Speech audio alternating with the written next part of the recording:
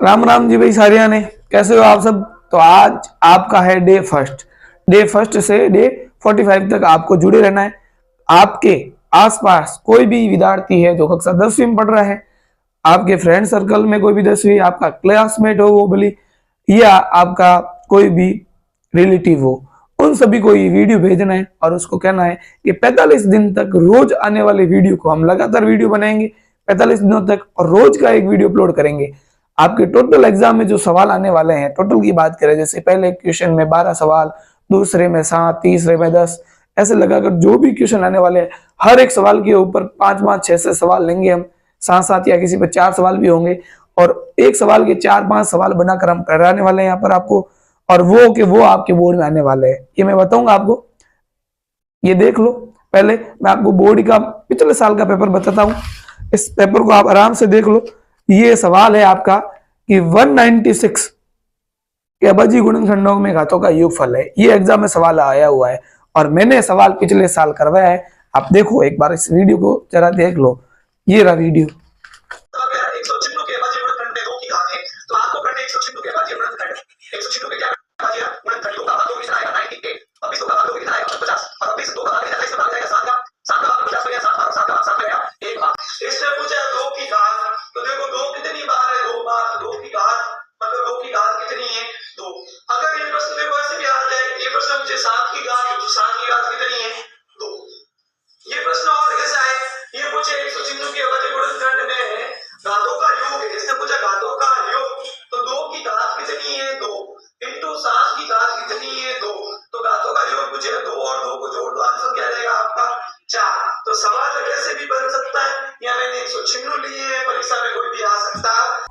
तो वीडियो आपने देख लिया, पता चल गया सवाल मैंने करवाया हुआ था और आया हुआ है।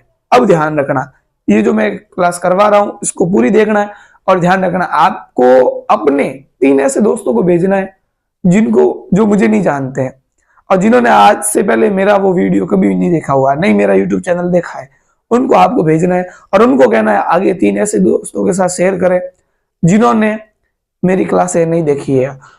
क्योंकि इस बार हम बनाने वाले इतिहास, यूट्यूब पर इतिहास बनाएंगे और यहाँ से पढ़ने वाला बच्चा मिशन 100 का अपना सपना साकार करेगा, 100 में से 100 लाएगा। तो सवाल मॉडल पेपर से शुरू करते हैं।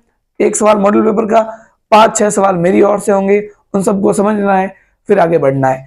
तो सवाल लेते हैं आपका 96 और 404 का मसब याद करना है। देखो मसब मतलब हो गया आपका एचसीएफ ज्ञात करना। आपको क्या ज्ञात करना है? एचसीएफ। कुछ नहीं करना, आपको दे रखे हैं 96 का आपको करने हैं अभाज्य गुणनखंड। क्या करने हैं? अभाज्य गुणनखंड। और 404 के भी क्या करने हैं आपको? अभाज्य गुणनखंड।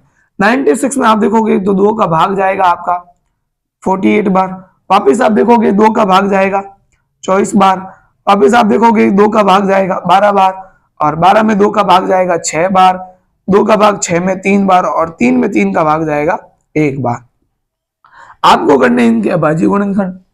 404 के भी कर देते हैं अभाज्य गुणन। 2 का भाग जाएगा इसमें 202 बार, फिर वापस 2 का भाग जाएगा 101 बार, और 101 में सिर्फ 101 का भाग जाता है, पीछे रहेगा 1। तो ये हमने की है अभाज्य गुणनखंड। आपसे पूछा है एचसीएफ। एचसीएफ मतलब हाईएस्ट कॉमन फैक्टर। तो दोनों में कॉमन क्या है? 2 इधर भी है, 2 इधर भी है, तो 2 आ गया। और क्या कॉमन है? 2 इधर भी है, 2 इधर भी है, 2 और आ गए। और कोई कॉमन है तो लो, नहीं तो आपका 2 दूनी 4, ये 4 हो गया आपका आंसर डी। इस हिसाब से ये मॉडल पेपर का सवाल है। अब आते हैं मेरे सवाल। ध्यान रखना, सवालों को समझना है, वीडियो को पूरा देखना है, क्योंकि यहाँ से सवाल आने वाला है। मैंने प्रूफ दे दिया है, हर प्रश्नावली, हर क्वेश्चन जो मॉडल पेपर में दिया हुआ है उसके ऊपर सवाल करने वाले हैं। चलो जल्दी से स्क्रीनशॉट ले लो और कॉपी पेन खोल के रखो साथ में। हर सवाल को कॉपी आपकी अलग बना लो, डे फर्स्ट से डे 45 तक कॉपी को अलग बना दो, उसमें सारे सवाल करने हैं। और एग्जाम जब देखे हो उसको देखना है कि सवाल यहाँ से आया कि नहीं आया, और कमेंट में जरूर लिख देना जय श्री राम। चलो क्वेश्चन आ गया आपके सामने, आप एक बार इसको हल करने की कोशिश करो, वीडियो को पॉज करो, एक बार हल करने की कोशिश करो, फिर करवाते हैं। चलो अब शुरुआत करते हैं सवाल की। सवाल ने पूछा है निम्न में से कौन सी संख्या सहअभाज्य संख्या है?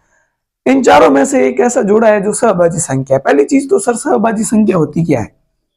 क्या वह अभाज्य संख्या होती है? क्या वह ऐसी 2 अभाज्य संख्या होती है जिनको सहअभाज्य संख्या कहते हैं? नहीं, सहभाज्य संख्या ऐसी जिनका एचसीएफ क्या होता है, एक, जिनका एचसीएफ क्या होता है, एक, जिनमें से कॉमन हम सिर्फ एक को ले सकते हैं। ऐसी संख्या जिनमें किसी, ऐसी दो संख्या जिनमें दोनों में से कोई ऐसी संख्या सम संख्या का भाग नहीं जाए। जैसे देखोगे 19 तिया होते हैं आपके 57, यानी 19 का भाग इसमें भी जाता है और 19 का भाग इसमें भी जाता है, तो ये अभाज्य सहभाज्य संख्या नहीं है।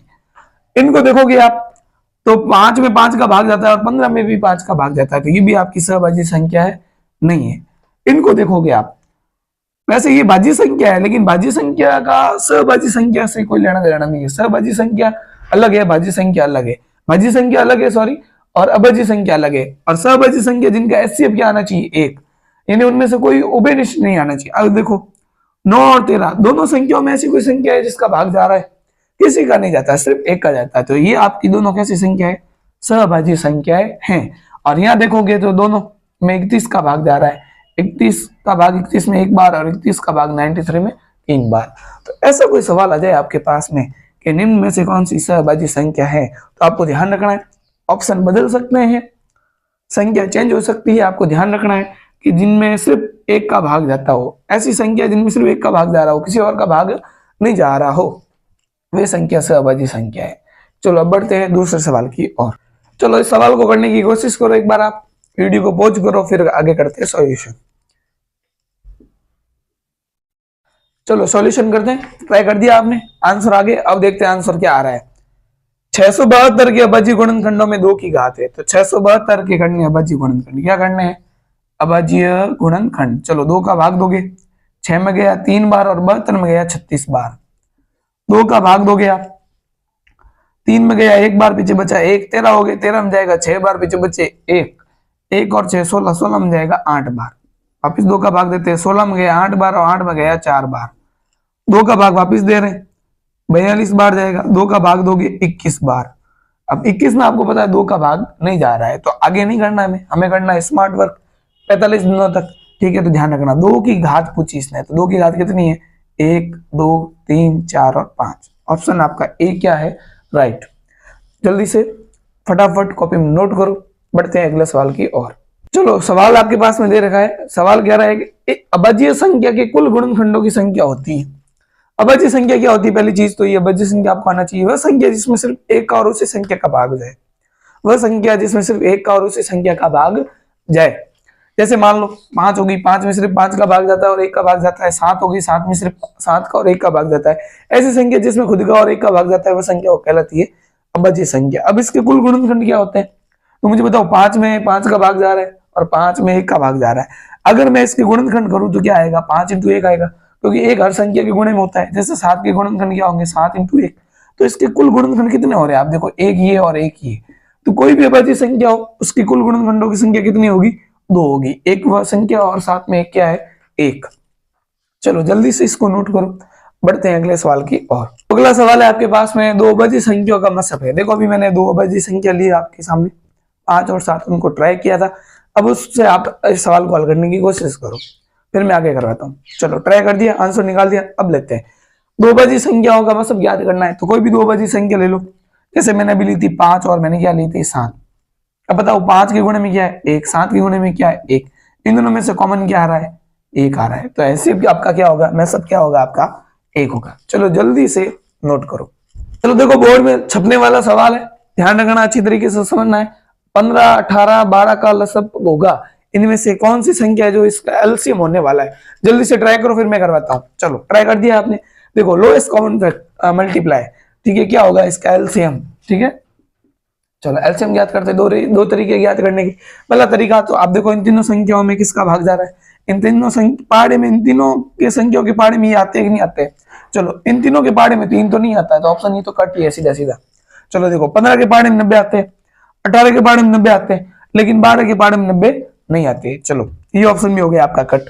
120 15 के पहाड़े में आते हैं, 12 के पहाड़े में आते हैं, लेकिन 18 के पहाड़े में नहीं आते, ये तीनों ऑप्शन कट हो गए, तो ऑप्शन आपका शेष बचता है ये, और ये राइट होगा। देखते चेक कर लेते हैं, 15 को 12 से गुणा करते हो तो 180 आता है, और 18 को 10 से गुणा करते हो तो 180 आता है, और 12 को 15 से गुणा करते हो तो कितना आता है 180, तो ये आपका ऑप्शन होने वाला राइट। दूसरा तरीका है अभाज्य गुणनखंड के तरीके से, चलो 15 के टुकड़े करते हैं, 3 × 5 होते हैं आपको पता है, 18 के टुकड़े करते हैं तो आपको पता है 2 इंटू 3 की घात, यानी 3 की घात 2 कितना हो गया 9, 9 दूनी 18।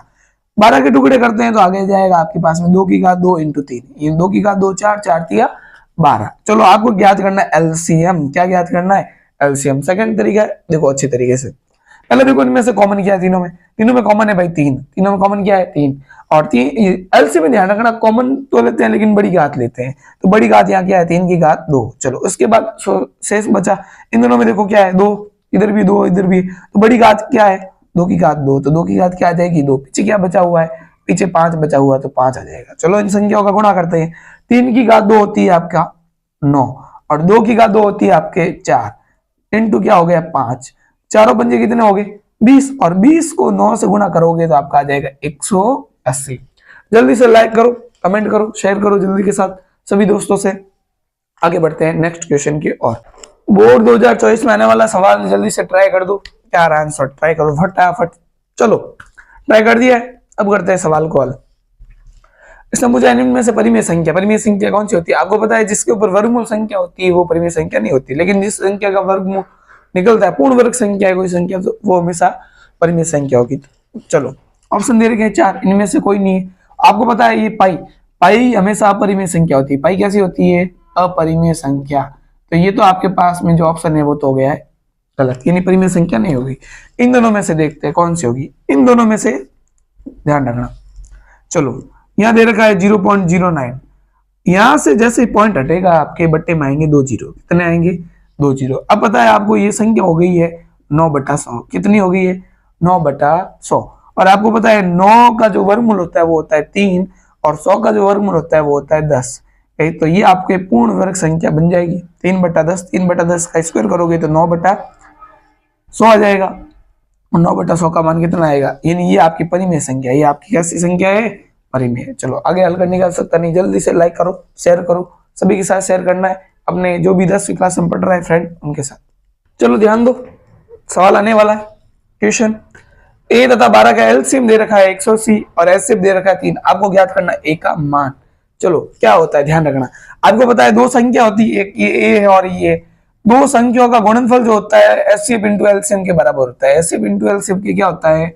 बराबर। चलो लिख देते हैं, पहली संख्या ये, दूसरी संख्या ये। एचसीएफ आपका है 3 और एलसीएम आपका है 180। अब चाहो तो गुणा कर दो, गुणा करना है कर दो। चलो ए इंटू, चलो इंटू की संख्या कहाँ जाएगी? बट्टे में, तो 3 इंटू 180 बट्टा 12। 3 का भाग 12 में गया 4 बार, और 4 का भाग आप 180 में दोगे। चलो पहले 2 का दे दो, कोई बात नहीं। 2 का भाग इसमें 90 बार और इसमें गया 2 बार।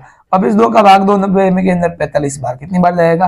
45 बार। तो आपका जो ऑप्शन है कौन सा राइट होने वाला है? B option.